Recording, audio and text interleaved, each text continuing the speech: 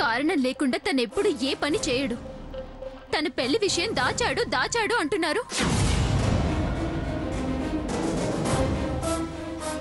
మీరు తను దాచాడు అంటున్నారు, కానీ దాని వెనకాల చెప్పకూడని విషయం ఏదో ఉంది కాబట్టి కదా దాచాడు.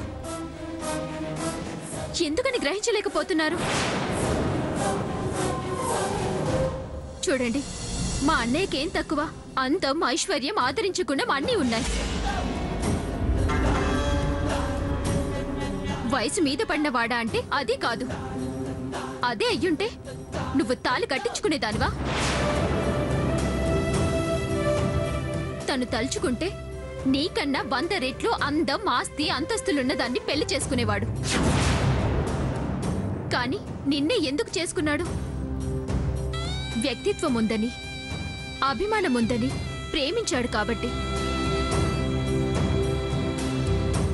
తనని, తన గతాన్ని అర్థం చేసుకునే నమ్మకం ఉంది కాబట్టి.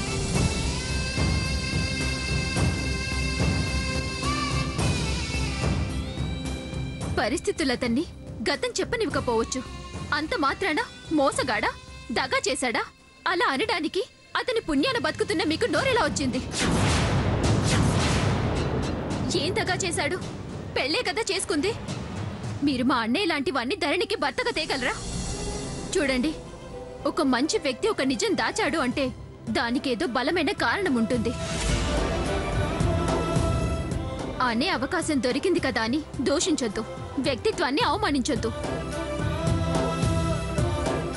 మోసం చేసే గుణమే ఉంటే భవిష్యత్తు నీకు దొరికేలా ఉంచుతాడా?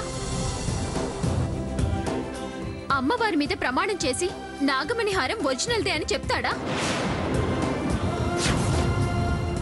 మా అన్నయ్య దేవుడు.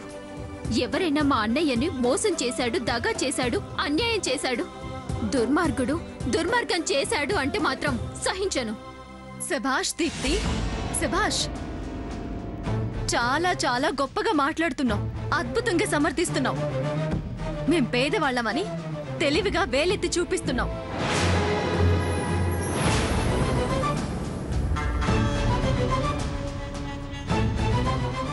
మీ అన్నయ్య అంత రాజరికపు సంబంధం నేనెప్పుడూ కోరుకోలేదు.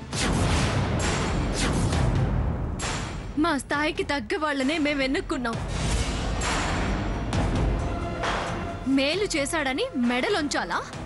సహాయం చేశాడని అన్నీ సహించాలా? ఆస్తి చూసి మౌనంగా భరించాలా? ఐశ్వర్యం చూసి తలొంచాలా? అది డబ్బు ఆశపడే వాళ్ళు ఆశబోతులు చేసే పని.